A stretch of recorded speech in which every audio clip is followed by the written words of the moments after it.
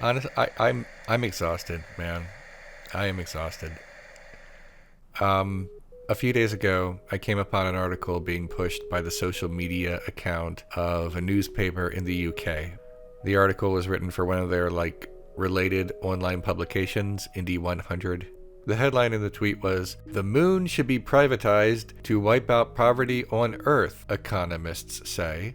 The article itself does not explain how this would be accomplished, how privatizing the moon would translate into finally wiping out poverty on Earth. I mean, privatizing Earth certainly did not wipe out poverty on Earth. How would privatizing the moon finally do the trick 238,000 miles away from Earth? What they mean is that this would give corporations some money, and they think that money will trickle down, but we have heard this lie before. This is what they always mean, and it's always not true. The article repeats the talking points made by the Adam Smith Institute, a neoliberal capitalist think tank and lobbying firm. For those unaware, neoliberalism is an economic philosophy of privatization and what capitalists euphemistically call strong private property rights, free markets, and free trade. In truth, privatization grants greater power to the few and less power to the people's more collective power. Strong private property rights benefit this ownership and power imbalance. Free markets benefit corporations who are more free to act than others to create monopolies. And free trade benefits governments who are more free to act than others to create global supremacy. The Adam Smith Institute was instrumental in shaping privatization in the UK during the time of Prime Minister Margaret Thatcher. And of course, this economic policy was also popular during the Ronald Reagan administration. So it's got a lot of bad fingerprints on it, but it's also just awful in and of itself. The Adam Smith Institute is a lobbying firm, meaning it's paid to work on behalf of its clients, in this case conservative politicians and businessmen. We do not have as much information about their clients as most other lobbying firms, as the Adam Smith Institute is one of the least transparent firms in the world today. According to various watchdog groups, the firm continues to take money behind closed doors. But that's actually not what I want to talk about, or at least not all I want to talk about. The headline of the article is so outrageous, so ludicrous, so dystopian, but it did not faze me all that much when I read it.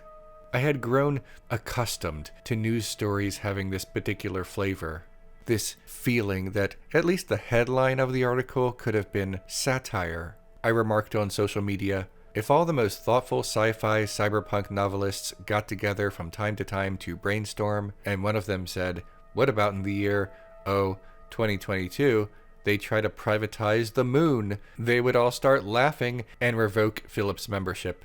A harmless joke in the face of the void. Not even outrage anymore.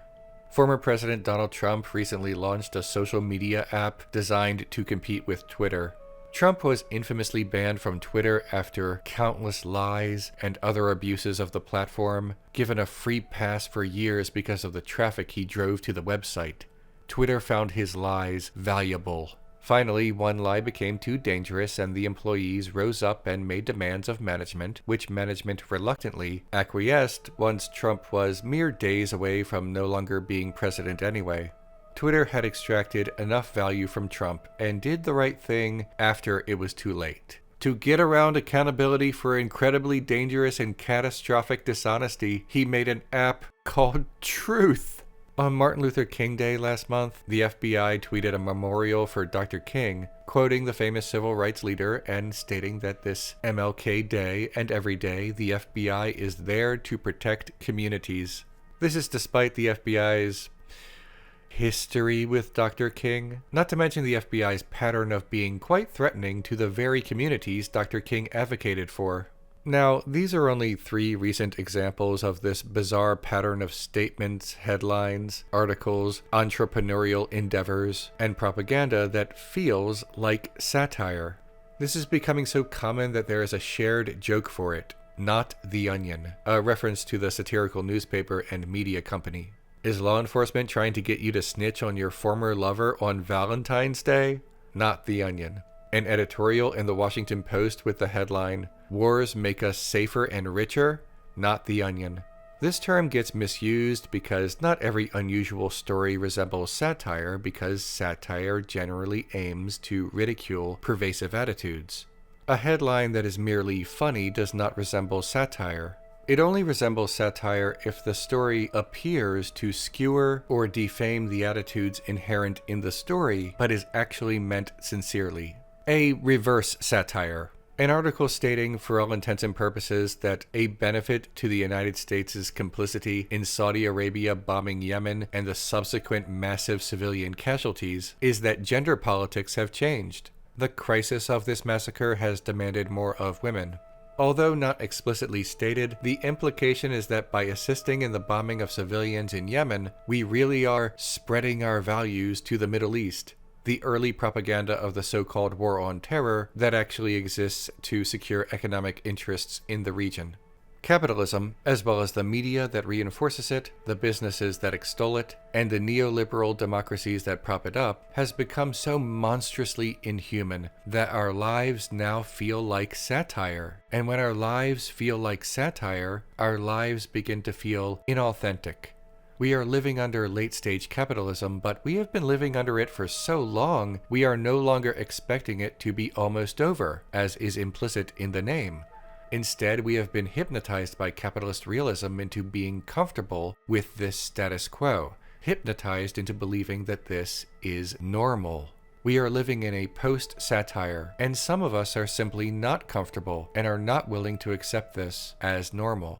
In early 2020, Jeffrey Katzenberg and a host of investors launched Quibi, a streaming service designed for smartphones. It contained short-form videos, basically 10 minutes of content.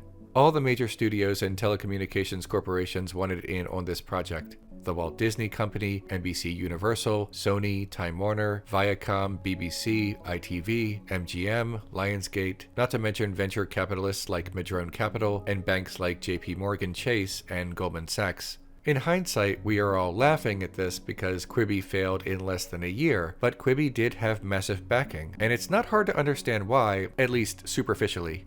Quibi was marketed as a kind of Netflix YouTube hybrid, potentially Hollywood-quality content for people who either only want to watch something for 10 minutes or have constraints on their time. In other words, young people and the workforce, respectively. So we set out on a mission to make mobile moments extraordinary.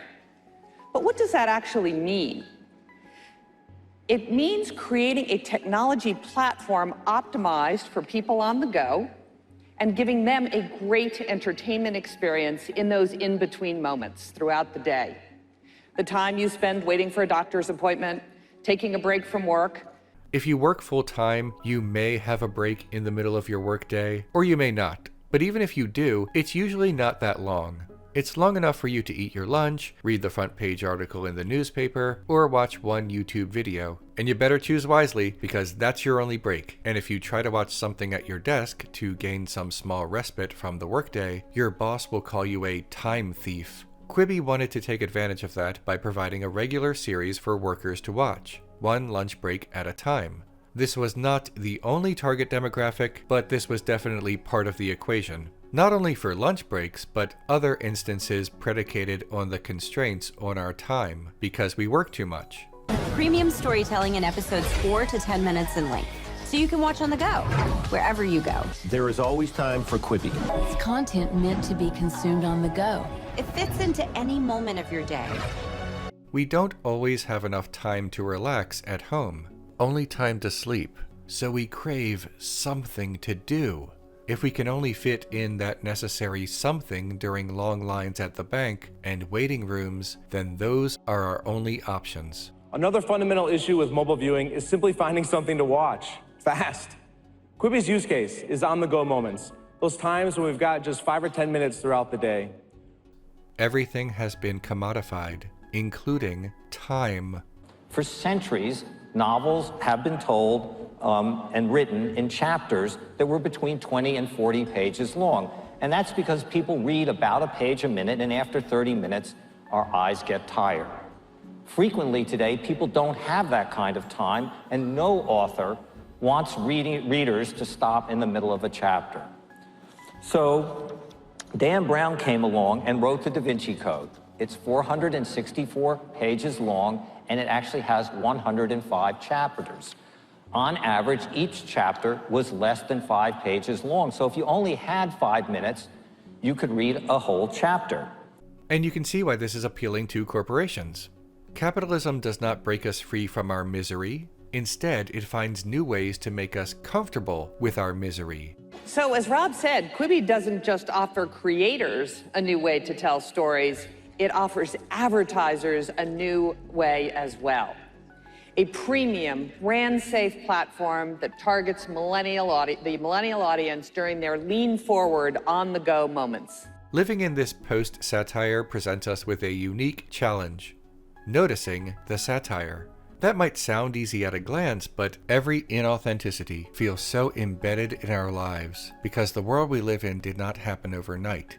It happened so gradually, so incrementally, that there was no revolution against these small changes. We didn't see them become grander cumulative changes. You can't have a revolution against a small change because there's just not enough support. It's not egregious enough for people to care. By the time all these small changes have accumulated into a new status quo, we are too comfortable to care. It's too normal. We don't revolt because the concept of revolution has been commodified too. Revolution used to be thought of as those without power opposing those who do have power. But now the concept is more commonly used to describe a breakthrough that will benefit the powerful more than us. Quibi failed for a dozen reasons, but one is that the app launched at the worst possible time. Not as many people were going into work in early 2020. A lot of people were working from home.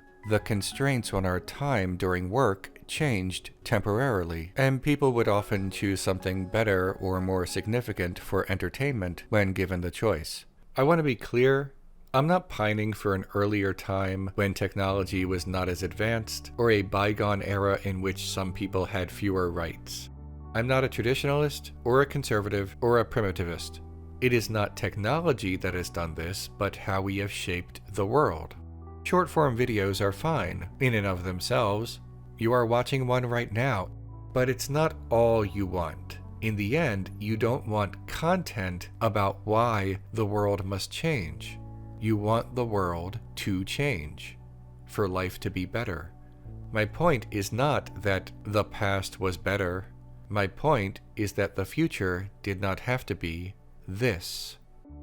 In the past, there have been a series of inflection points in which we could have had something else. Radical, egalitarian political movements crushed by entities for whom the very idea is anathema to their philosophies of hierarchy, suppression, and domination. Revolutions reversed by reactionary counter-revolutions funded by external entities with financial interests in the region. It feels as if we are reaching another inflection point, or perhaps we're already there. The inauthenticity of this future, this post-satirical world, can either be fought and resolved or made that much worse and more pervasive. The future did not have to be this, and it still doesn't have to be.